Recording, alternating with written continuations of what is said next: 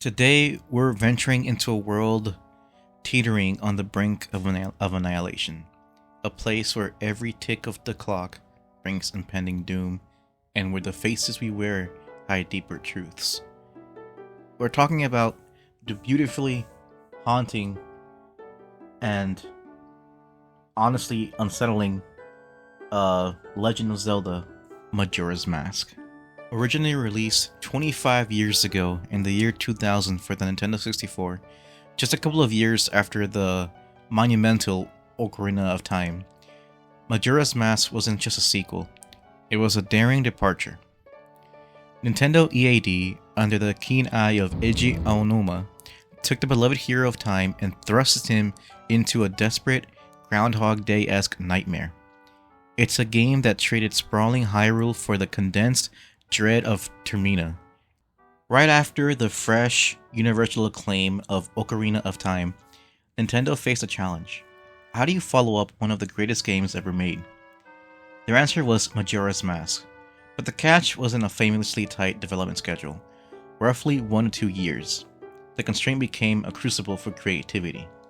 To me, Majora's Mask felt like a smaller scale version of Ocarina of Time. You can sense that the developers originally wanted something big, something bigger than Ocarina of Time, but due to time and releasing the game relatively quickly from the original, it just feels a bit smaller to me. I wouldn't call it, DLC or an update, but you can almost argue that it does feel like an update or DLC to Ocarina of Time.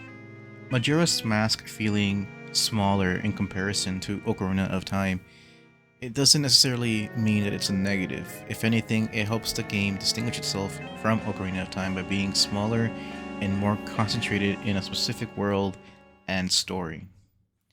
Anyway, the game required the expansion pack for more detailed graphics and characters on screen. The team led by Eiji Aonuma and Shigeru Miyamoto aimed for something distinct. Instead of a grand epic quest, they focused on a smaller, denser world where time itself was the enemy. The idea of repeating a 3-day cycle wasn't just a gimmick, it was a clever way to maximize content and replayability with that short development window. At first, the 3-day cycle does feel like a gimmick. I think on your first playthrough, it does feel like you're restrained. You have to do your missions and quests as quick as possible.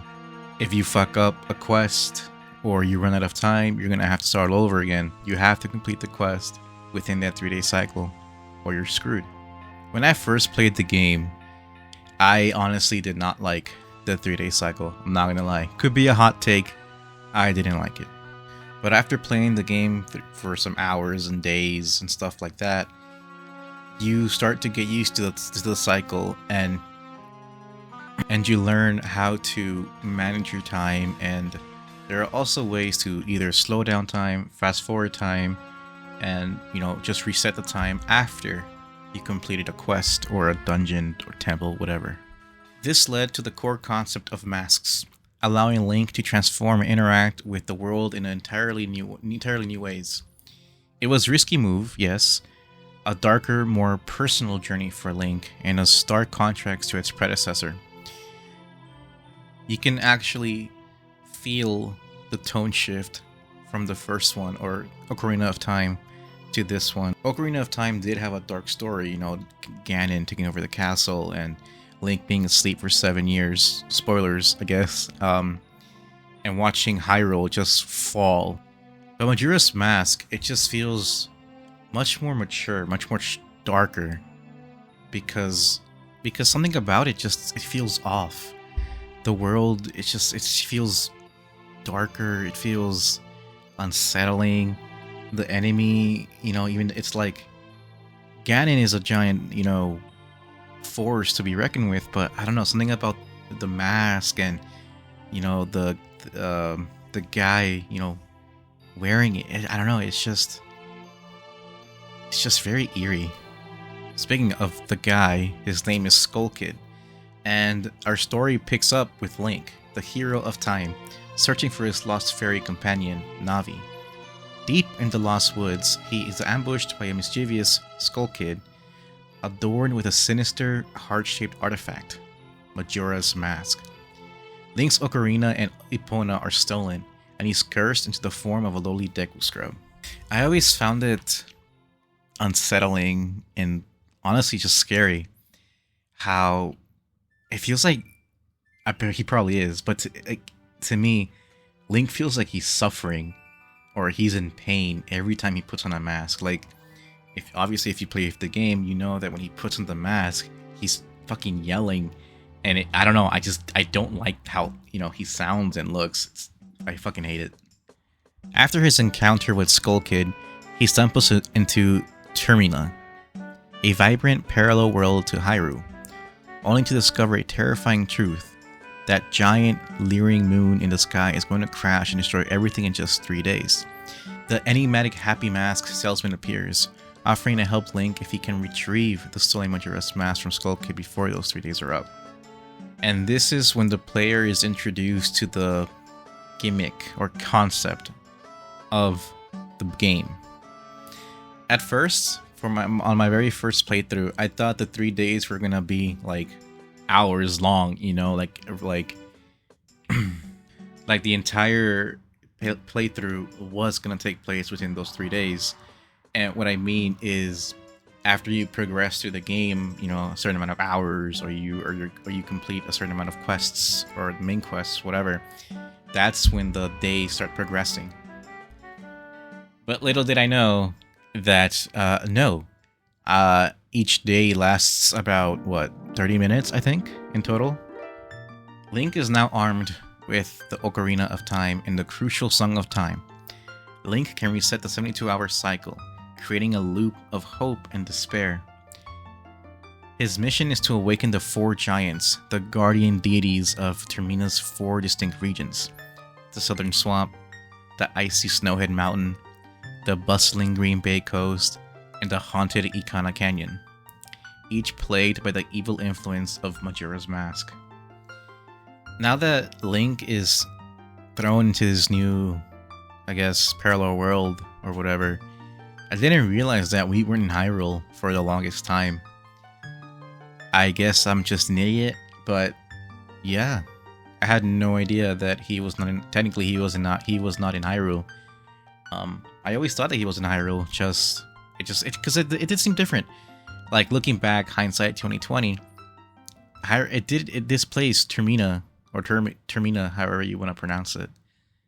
It did feel different compared to Hyrule. Again, it felt more eerie.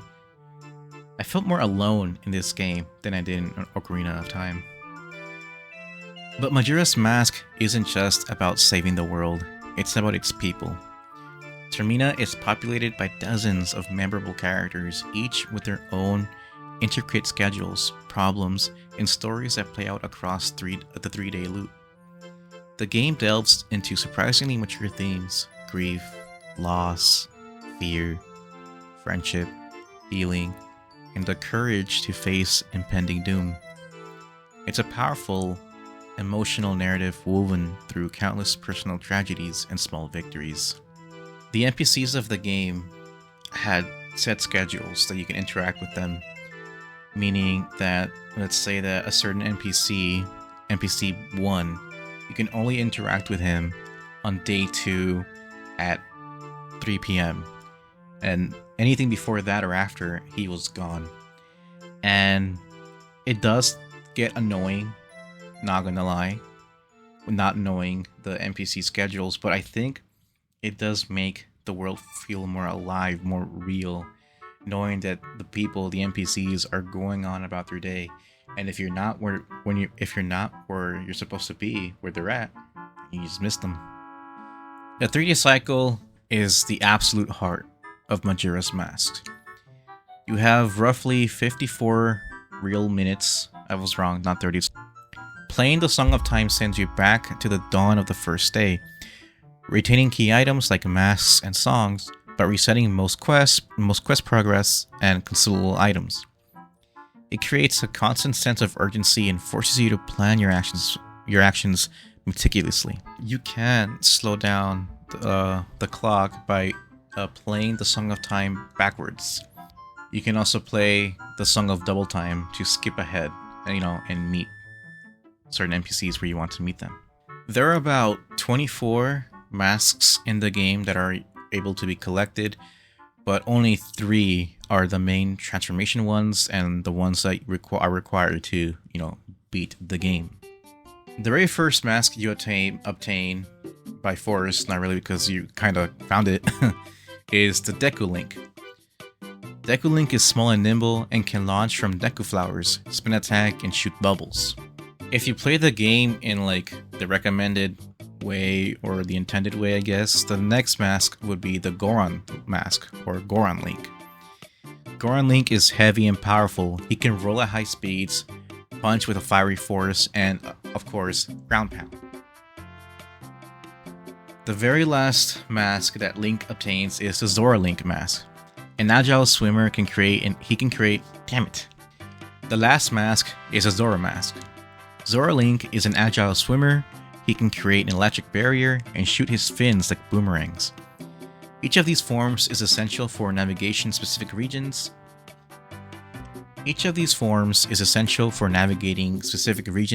solving puzzles, and conquering the game's 4 main dungeons.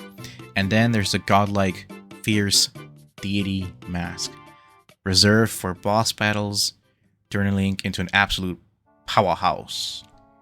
Some of the non-essential masks that are in the game are they're referred to utility masks. There's the bunny hood for increased speed, the stone mask to become less noticeable to enemies, the Garo or Garo mask to interact with the mysterious Garo spirit, and obviously many, many more. Often tied to side quests or getting lucky, I guess.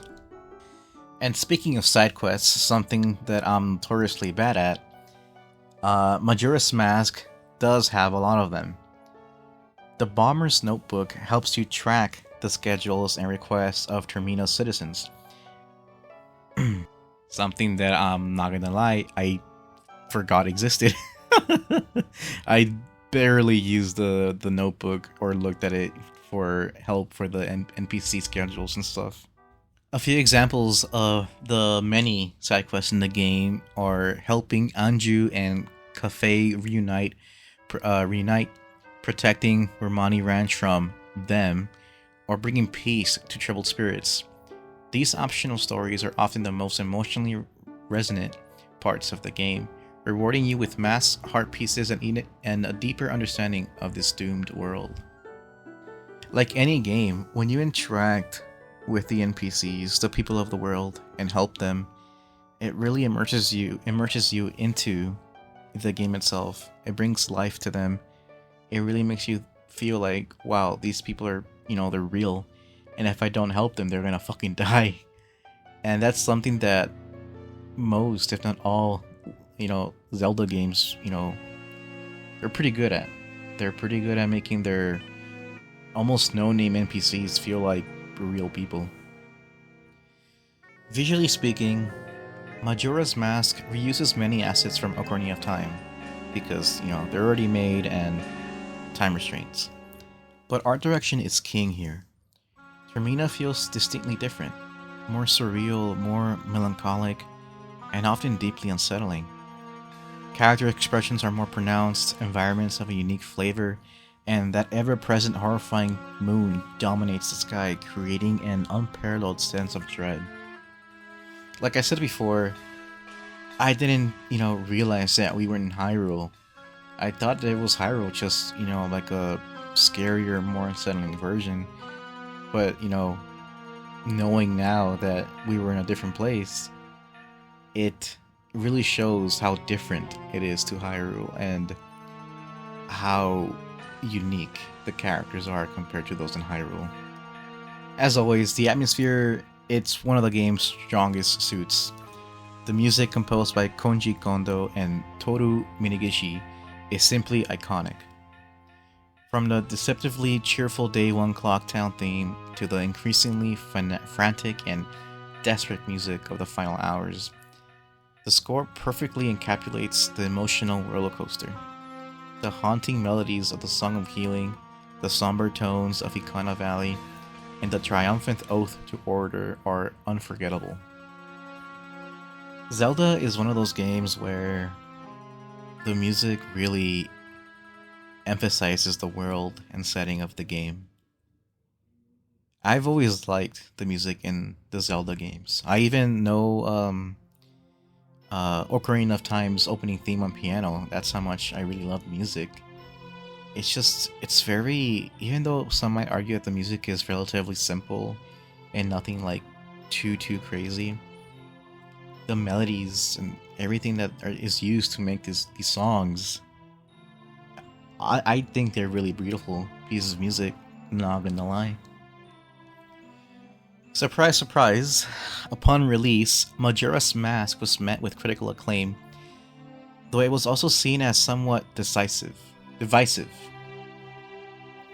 Its dark tone, complex mechanics, and the pressure of the 3-day cycle were a departure from what seems expected after Ocarina of Time, but many lauded its sheer innovation and its emotional depth and its intricate world design. Over the years, however, Majora's Mask's reputation has only grown. It's now widely considered a cult classic, with many fans and critics hailing it as one of the most profound, artistic, and thematically rich games in the entire Zelda series. Some even argue it's the best. Its exploration of themes like grief, acceptance, and the meaning of time resonates deeply. For me personally, yes, the 64 games were fantastic, beautiful games. And I guess they're a product of their time, but again, this might be a hot take, but for me, I love the games. Don't get me wrong, I love the games. They're amazing games, beautiful games. But they're not my favorite Zelda games, and I don't think like they're as. Again, this might be a hot take. I think it's, at this point I'm just rambling off script. I still think that Breath of the Wild and Tears of the Kingdom are just better. I'll make videos on those games later and explain why, but to me they hit me emotionally more than Majora's Mask and Ocarina of Time. Again, I don't want to be on the wrong side of history, I guess. I don't know what I'm saying. But the 64 games are great. They're fantastic. They're amazing games. Peak gaming. But for me personally, I don't think they're the best Zelda games. I just want to, make it clear. I love them, but they're not my favorite. The intricate NPC scheduling and the density of its side quests were groundbreaking. The mask system remains largely unique with the franchise.